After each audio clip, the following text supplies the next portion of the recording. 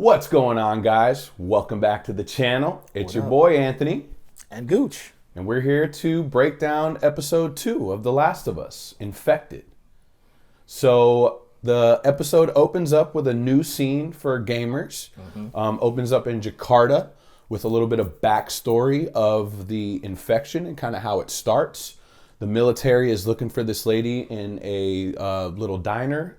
And you come to find out that she's a mycologist, which is a fungal scientist. It's the military that came to get her, so she's a little bit worried about what's going on. She thinks she's in trouble. And I noticed, fun fact, that they call her Ibu Ratna.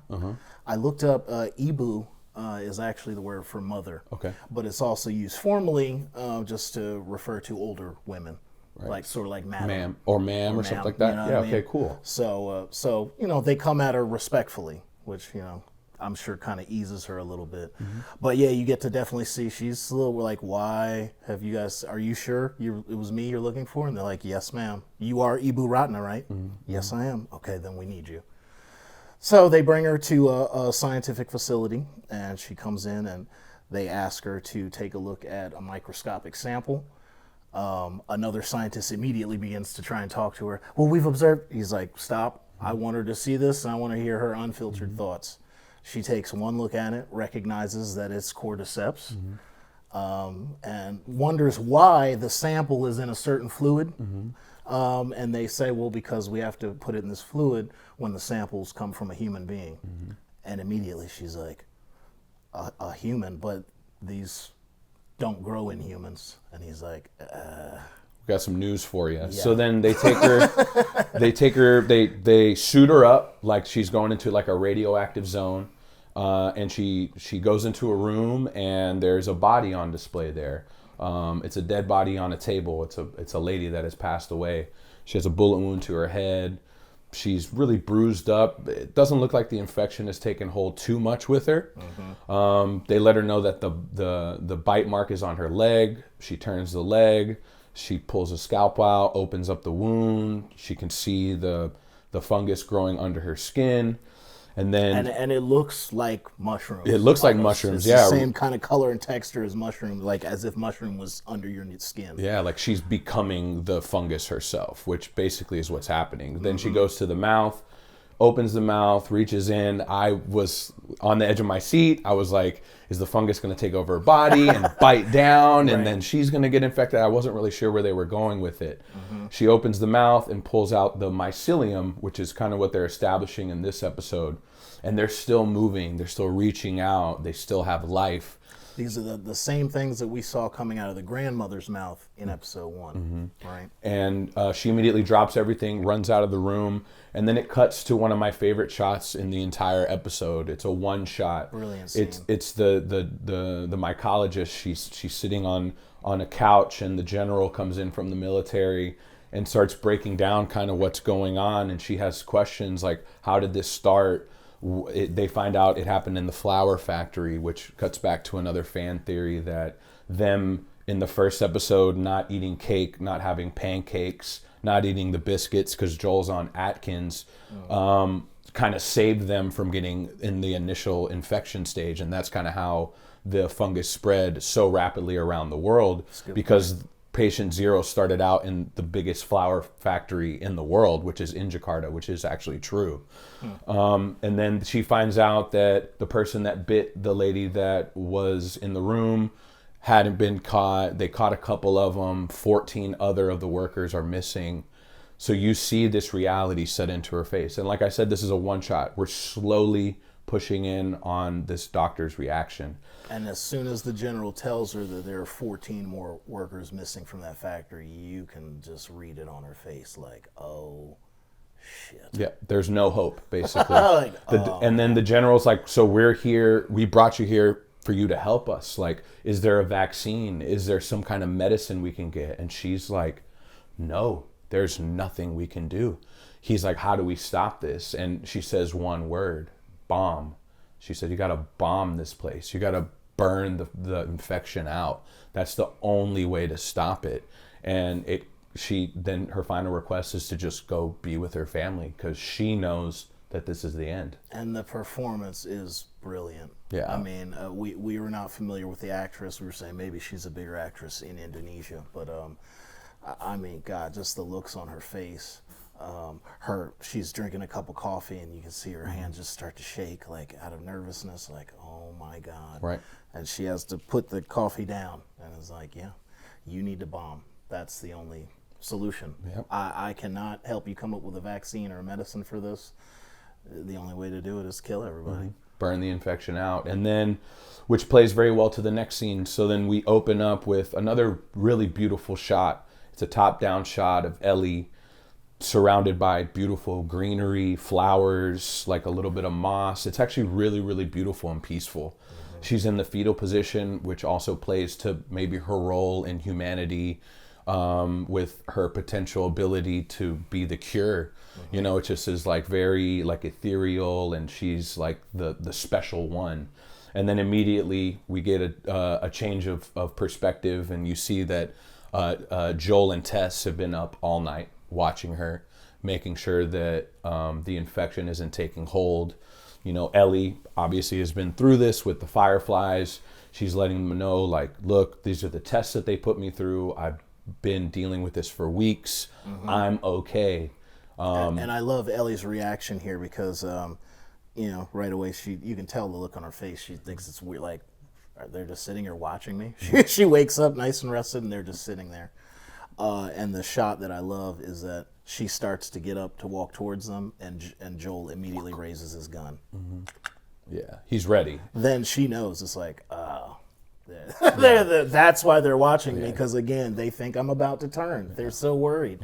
So, right, they get into the conversation a little bit deeper now. You know, we just revealed at the end of the first episode that she is infected, but they don't have an explanation. You know, they're still trying to figure out, how is this possible? Everyone else in the world who has been infected turns. So yeah, and Joel's just being cautious. That's like his role. That's why he survived this long, because he's cautious to almost to a fault. He's trying to survive. He wants the people he loves, which is basically just Tess, to be able to survive and have the best chance. So he's not taking any risks. And this girl to him is the ultimate risk at this moment, because he's never seen anybody survive. He knows that a change is inevitable. So in his mind, he's like, okay, it's just a matter of time. Her change has been delayed. But Tess has a little bit more hope. And I think that hope really manifests itself throughout the rest of the episode, especially with the outcome for Tess. They decide to continue on with their journey. So we open up to the exterior. You know, you get to see the world in the daylight. The world that, you know, the infection kind of has turned it into. You know, the cities are all bombed out. You might have been asking yourself, like, you know, it's only been 20 years. Like, why are the buildings so destroyed? And you realize the advice that doctor in Indonesia gave that military man, the world took heed of that. And those governments did bomb out those big cities.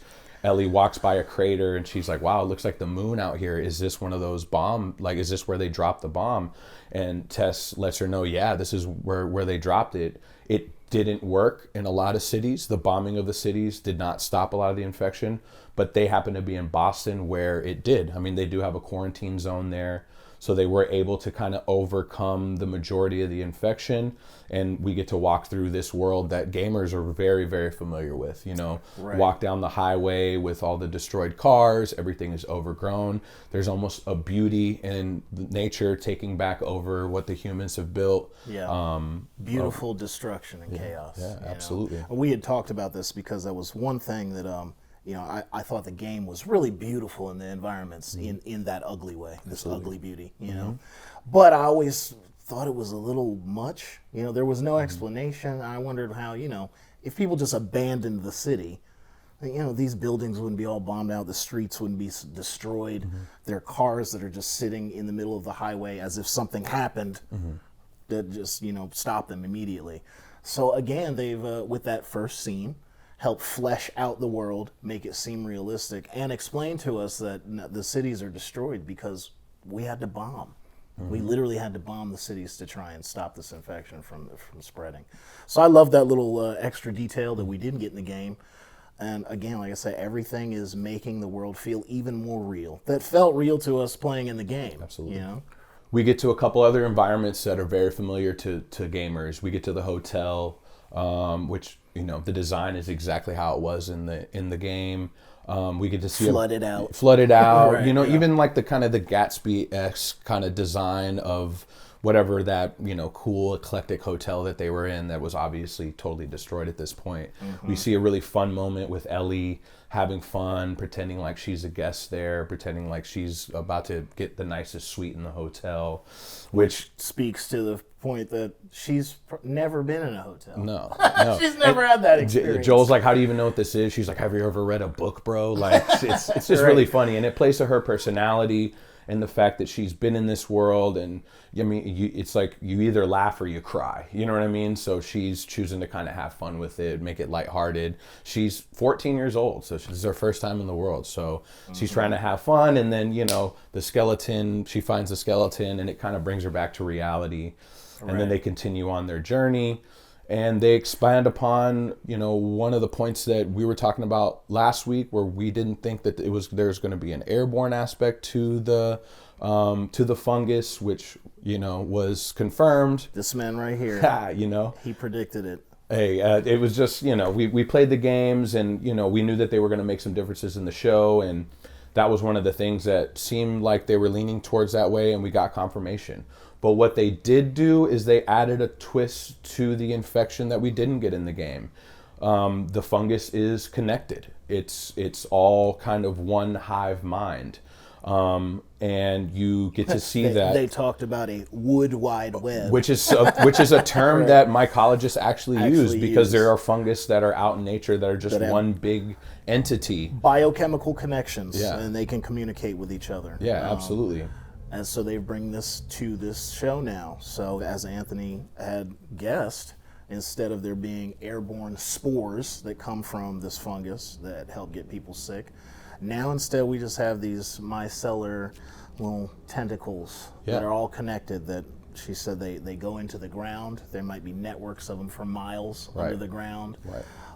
And so now you're at a point where if you touch or disturb this fungus in a certain area, they explain that could wake up walkers or clickers and other infected miles away, and they'll know, oh, there's something going on over there. Yeah, which is cool, because it explains how the infection spread so quickly, and without those spores, you were like, man, how did it touch so many people? Obviously there was like that flower twist, which really started everything, but since then, now it explains how the infection was able to kind of take out all those little groups of survivors that were trying to live out in the cities. And as if the scenario wasn't dangerous enough, now we've ramped up the danger even more. Absolutely. To the point where these creatures don't even have to hear you. You could just get in contact with it, and they're going to know. Yeah, with one, and you set off the alarm. Right. So then we get to them finding a horde, going through that explanation. You see them all kind of moving as one, so you get that feeling that they are connected. And they realize, short way, long way was really what they were dealing with. Like, how are we going to get to this Capitol building to drop Ellie off to these fireflies? And they realize, long way isn't going to work, so now they got to go short way, which is a little bit more dangerous, which means they got to go through this museum, also straight out of the game. Now, before they move on to the museum, we have kind of our first little character building scene between Joel and Ellie, where you see them, because they get to a point before they decide they're going to go to the museum where their path is blocked. Tess goes out. She's like, give me a couple minutes. I'm going to crawl through this rubble and see what's on the other side, see if I can figure out a path around. And while she's gone, we have a couple minutes with Joel and Ellie alone. And you see them start to have a little banter. Started by Ellie, of course, because she's the one that would be more interested. Reluctantly, too. She was like, if I'm going to sit here with him, I might as well get to know him. And I love that acting bit in her performance right before she asked her first question. Absolutely. And so she asks him where he's from and starts to ask some questions that Joel immediately shuts down. He's like, okay, we're done. No more questions about me. It's like, I don't want you to get to know me. I don't want to get to know you. And we know why, because again, he's faced this tragedy and lost his daughter. And so I think he's tried very hard over this 20 years to not make close connections to other people who we could easily lose at any point, you know? Another cool detail there is she asked about, you know, the life of the infected, which is going to play out throughout the series. You know, he's like, there's some that last a couple months, and he said there's some that have been walking around for the full 20 years. So to think about what evolution those guys that have been, you know, walking around for that long, that you get to see. And like I mentioned a second ago, you get to see that first evolution in this episode, from the runners to the clickers, where the infection has taken over their mind so much that it comes through their head, they lose their sight, and they're only able to move around with echolocation, which is why they get those named clickers, which we get to meet in the museum in a pretty cool scene. We also get a nice moment of explanation as to why not all of the infected that are out in the zone are not 20-year infected, why there's so many fresh ones, because, you know, Tess basically explains that people try to get to this quarantine zone. They know where these safe spots are. There's probably a few cities in America that have locked down where people know they can go and be safe. And people try to make it through the real world, and they get taken over by the infected. And so that just keeps spreading and adding new infected. So that's why we're going to have a whole bunch of different levels of infected, some newer ones all the way to ones that have been infected for 20 years. And I can't wait to see those. You guys are in for a treat. But yeah, so they go through the battle with the clickers. They reluctantly and luckily get through it. You know, it really reminded me of the game. They're very low on ammo. There's not many supplies. You know, they're missing easy headshots. They kind of have to drop everything and run away. Like, it really plays like how the game is, you know, and I love that. But they did it in such a great cinematic way. So they get to a point where Tess gets separated, and it's just Joel and Ellie. Tess is dealing with her own clicker. Joel and Ellie are dealing with the other one. They have a tussle. You know, you get to see the determination in the clicker, the power and the energy that they have. They're able to take direct shots from an assault rifle and keep going. It takes multiple shots to finish them off. And bro, how did you feel when you saw that first shot, the first close-up of the clicker? I was... it was terrifying and beautiful all at the same time. I mean, I so appreciate that they went for the practical route instead of trying to CGI these characters. It just held so much more weight. The makeup was beautiful. It's actually the same makeup artist from Chernobyl who did really, really good work on that show as well. Shout out to the makeup and prosthetics team, because the clicker looked incredible. Yeah, and there's two of them in that there scene. was two. They look incredible. They went through a lot of iterations to try to make the clickers their own in the show, and they kept coming back to the original designs because they couldn't improve it or make it any better, which I love, which shows the nature of how well done the games were, how well researched they were, and how much love went into those character designs that, you know, really translates extremely well in the show. This is probably the first time that I felt since I was young and I saw the movie Aliens that we have a really fully formed ecology with these creatures. You know, we really see realistically how they've developed. We're seeing what characteristics it makes the people have, how they physically look, how they're going to behave, and it all makes so much sense, and it is so terrifying because it feels so real and so fully fleshed out. So I really haven't felt like I've seen a creature and an environment that was so real and terrifying since Aliens. I really don't. You know? It's cool to see something that you could feel like could possibly happen in our world. I think that's really the first chain in the link, and then you know, backing everything with science and things that you can find in nature, and then, you know, making it so that it can feel real. I mean, like I said, the new addition with the fact that it's all one organism that's connected, that wasn't in the game at all, it's phenomenal. And that's all Greg Mason. That's all the TV people, the producers that were able to kind of hone that in and dial that kind of aspect of everything in and really make it make sense, not only to the TV viewers, the first time viewers, but even the people that played the game. Right. It's almost like that was always there, but it just was never really explained in the game. So it's really great how grounded everything is. So We get past the clickers. They finally make it out of the museum. We get to the roof of the museum, and Tess hurt her ankle. And by the way, it's a tough battle. Yeah, With the clickers. yeah. You see very quickly, this is not going to be a, we joked, we were talking about sometimes, on The Walking Dead, the zombies started off kind of tough, and by the end, they're just like, oh, here comes the zombie. It's just like fodder for a Take scene. them out. Not these guys. And Tess is starting to get really kind of at her wit's end a little bit. Joel's still really fighting this idea that Ellie could be the answer to humanity's problem. Like, she could solve this. Yeah. Joel has no hope. There's never been, in his head, they explained it in an earlier scene that the Fireflies have been trying to come up with a vaccine. There's always been this cure or this miracle thing coming down the pipeline, and nothing has worked. So Joel has zero hope. He's like, there's no way, it's not going to work. It's all a bunch of BS. It's the same story they tell us all the time. I like that little addition too, because they didn't really lean into that in the game. There wasn't a level of skepticism because they'd seen this happen before. Yeah, and you could tell that Tess is starting to get really fed up with it. And she's like, Joel, why can't you just believe that something is good one time? He's like, go find Ellie. She finishes up taping her ankle. They continue on their journey. And then eventually they make it past the causeway to try to get to the Capitol. And Tess is just like way out in front, just leading the way.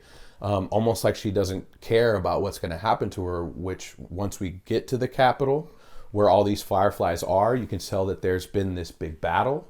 There's blood everywhere, bodies everywhere. Once again, we've walked into a room where there's a ton of dead people. Bunch on of the dead ground. people. Yeah. So, but similar-ish to the game. But in the game, the federal government has caught up to them at this point, so they're getting chased by soldiers. Yes. But in this version, that's kind of out the window. But we have to come to the same conclusion, and I really liked how they got to that same end of this of that part of the story.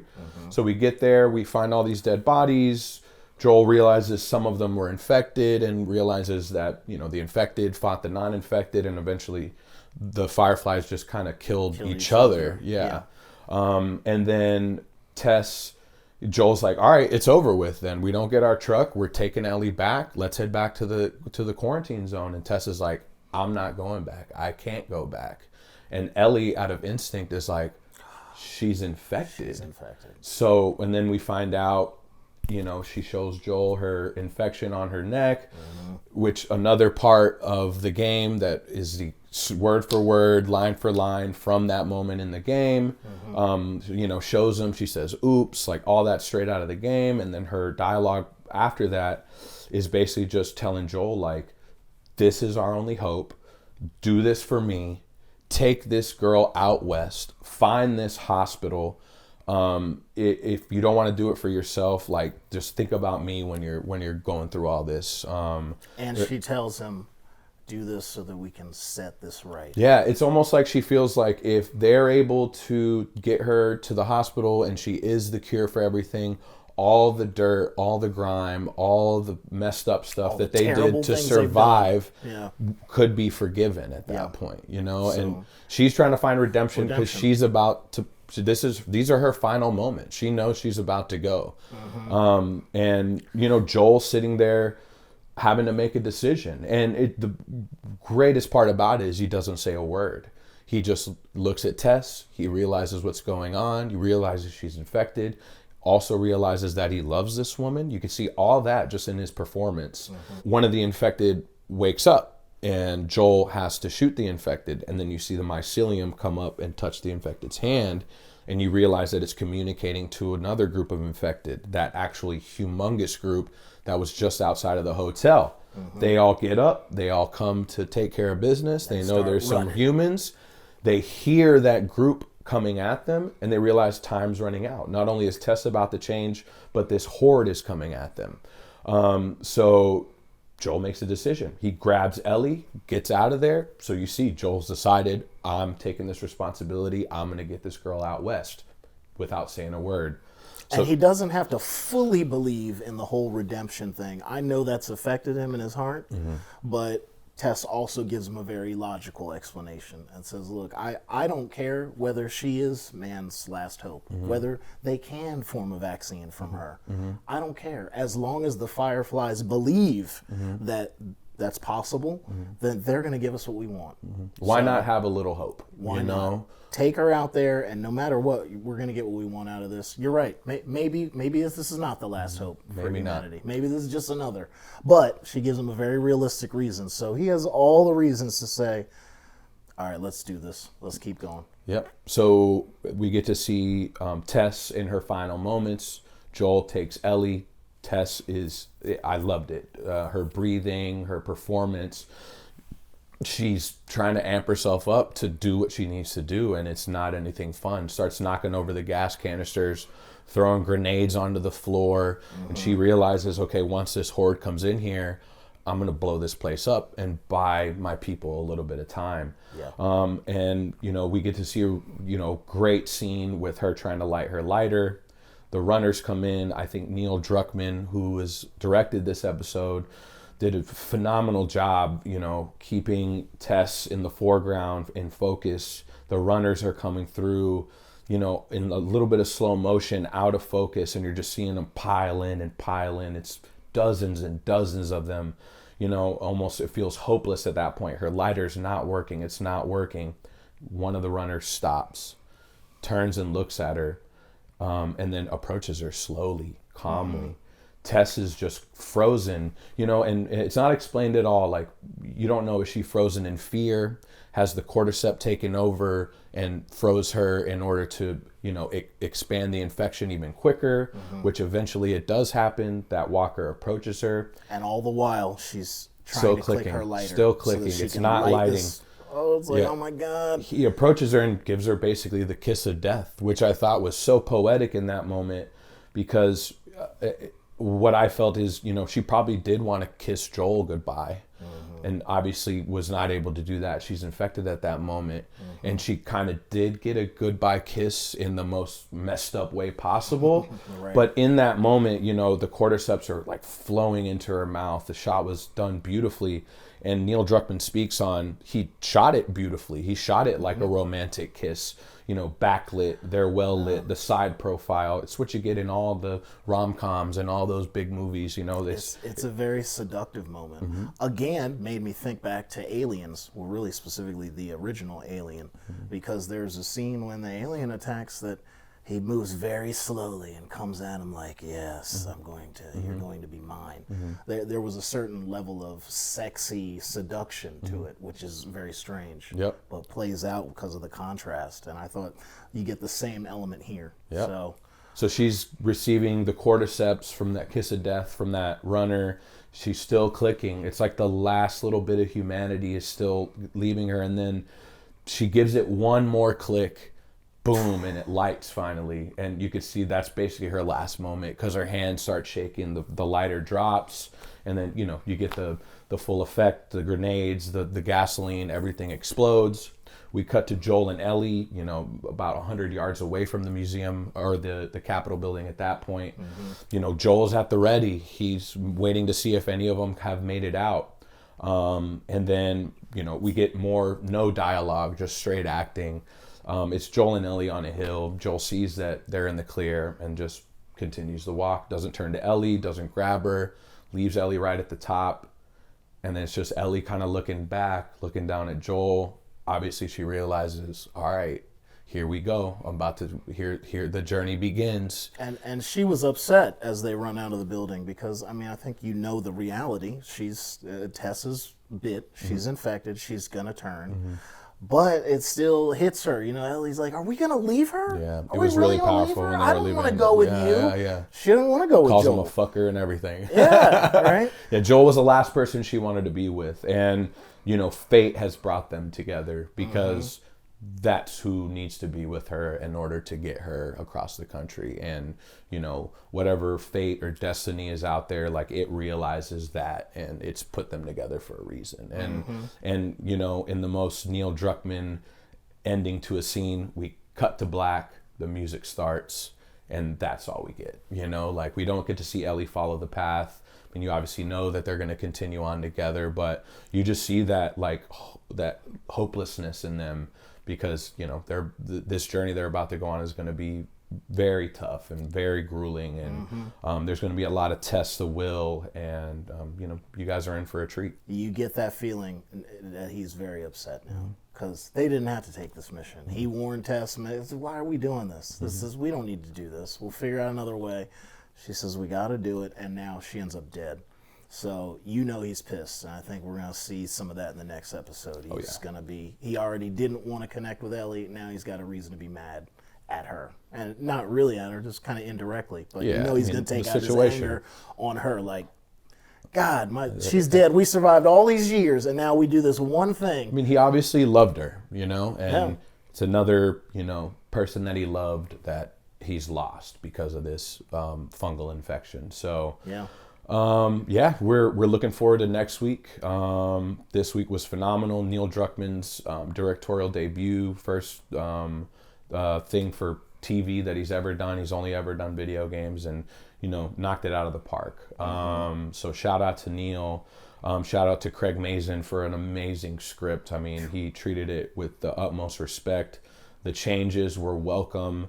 The fungus all being connected was such a cool touch. New to us as gamers, new to you as viewers, and it just makes sense. Yeah. And they're doing it really, really well, and we're excited to see where it goes for sure. Woo. Episode 3 next week. Episode 3 next week, guys. Stay tuned. We appreciate you clicking on the video and watching us talk about this. Please please subscribe to the new channel. Leave a comment. Let us know what you think. Let us know what other changes you think might be coming down the pipeline, and let us know what you loved about this episode. So for GP Entertainment, I'm Gooch. I'm Anthony, guys, and we'll catch you on the next one. See you next week. See you guys.